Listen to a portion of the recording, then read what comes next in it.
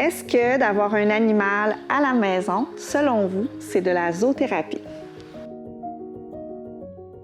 Bienvenue, merci d'être là. Alors, l'objectif des lives, c'est vraiment de discuter avec vous, de faire des liens en fait avec le monde de la zoothérapie, de la médiation animale. Chaque semaine, moi, Geneviève, je suis avec vous et souvent avec des invités pour justement venir offrir des capsules éducatives en lien avec notre métier. Donc, que vous soyez déjà dans le métier, que vous soyez intéressé à faire le plus beau métier du monde, de la zoothérapie, ou si vous êtes interpellé par offrir un service de zoothérapie dans votre milieu de travail ou avec un être que vous aimez, bien, chaque mardi 20h, ça va nous faire un énorme plaisir de discuter avec vous.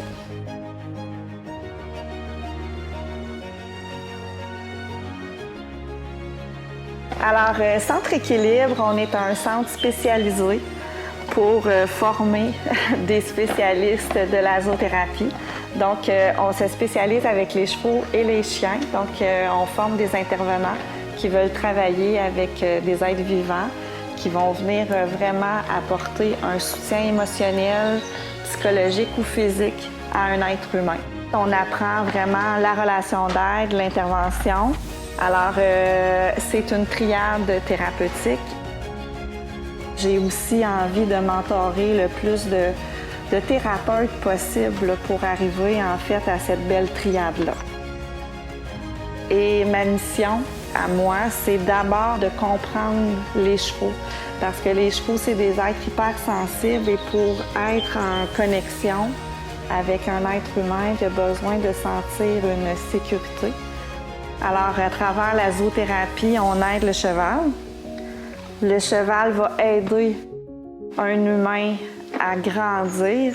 Et pour réussir ça, bien, ça prend un spécialiste qui va apprendre chez Centre Équilibre tout le volet de la santé mentale, de la santé psychologique et comment on peut vraiment travailler avec ces êtres qui sont vraiment extraordinaires.